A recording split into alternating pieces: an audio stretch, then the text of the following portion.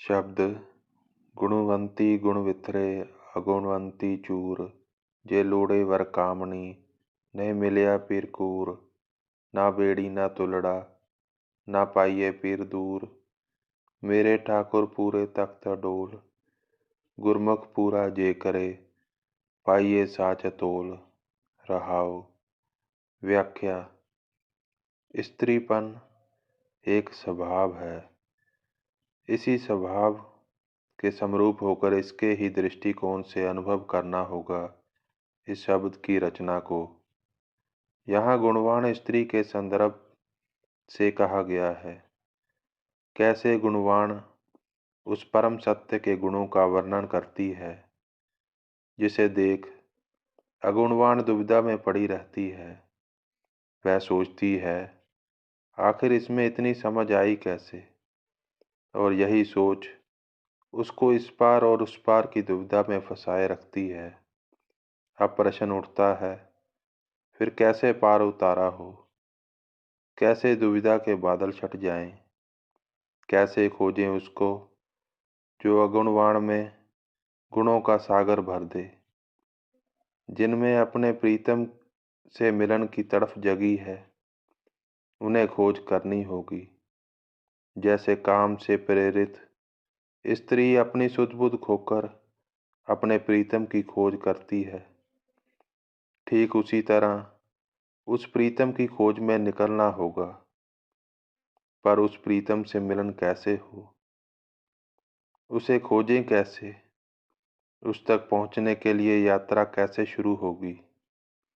ना कोई किश्ती है, ना पतवार है, कोई और साधन भी दिखाई नहीं पड़ता।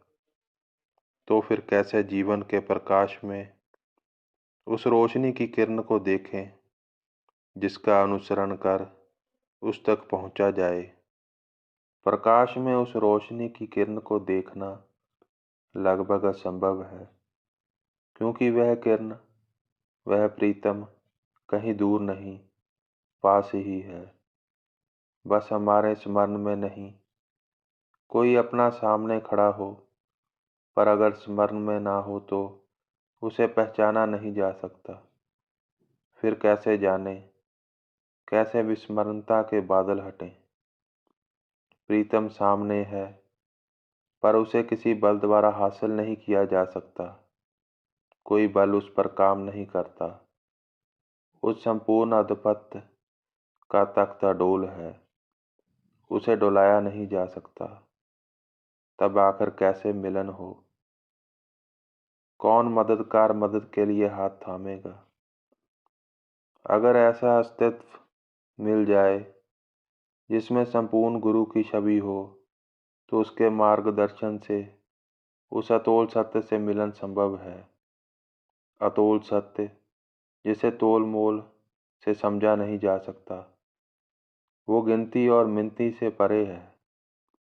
पर पूर्ण गुरु आंखों पर पड़े विस्मरणता के पर्दे हटाकर उस सत्य के दर्शन करवा सकता है। शब्द प्रभ हरमंदर सोना तिसमें माणक लाल। मोती हीरा निर्मला कंचन कोट रिसाल। बिन पौड़ी गढ़ क्यों चढ़ू गुर हर ध्यान निहाल। व्याख्या। प्रभु एक सुंदर हरमंदर की तरह है, जिसकी शोभा लाल मानक हीरे मोतियों से उज्जवल है, जिसके चारों तरफ सोने के किले हैं जो माया के रसीले आनंद में डुबो देने वाले हैं। अब कठिनाई ये है कि इन बाधाओं को पार कर उस हरमंदिर में पहुंचा कैसे जाए। कहीं हीरे मोतियों को देख मन भटक ना जाए, कहीं सोने के किले में मन खो ना जाए। इन किले की दीवारों को पार करवाएगा कौन? इन सारी दुविधाओं का हल गुरु है। गुरु एक सीढ़ी की तरह है। सीढ़ी में लगे डंडे गुरुमंत्र हैं। इन्हीं के सहारे किले की दीवारों को लांघकर हरमंदिर में पहुंचा जा सकता है। और ये गुरुमंत्र है ध्यान, जो हर ध्यान के सहारे सीढ़ी पर चढ़े हैं, वही पार उतरे हैं और तृप्त हुए हैं। शब्द गुरु पौड़ी बेड़ी गुरु, गुरु तुला हर नाव, गुर सुर सागर भोतो, गुरु तीरथ दरियाओ, जे तिस पावे उजली, सत सर ना बन जाओ, पूरो पूरो आखिए, पूरे तख्त निवास, पूरे थान सुहावने, पूरे आसन रास, नानक पूरा जे मिले, क्यों काटे गुणतास। व्याख्या गुरु ही सीढ़ी है, गुरु ही किश्ती है जो पार लगा दे, और किश्ती में गुरु ही हरनाम की पतवार है। गुरु तीर्थ है, दरिया है, गुरु ही सागर है जो अपने अंदर अनंत गुणों को समाये हुए है, और इस सागर पर तैरता हुआ जहाज भी गुरु है। जो इसकी शरण में आए हैं, ये उन्हें पार लगाने में लगा है।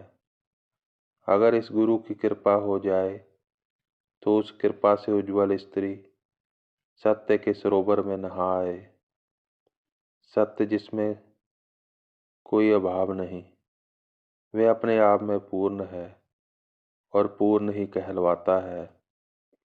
उस सत्य का निवास भी उसी की तरह पूर्ण है। जहाँ कहीं भी उसका बसेरा है, वह उसी की तरह पूर्ण है।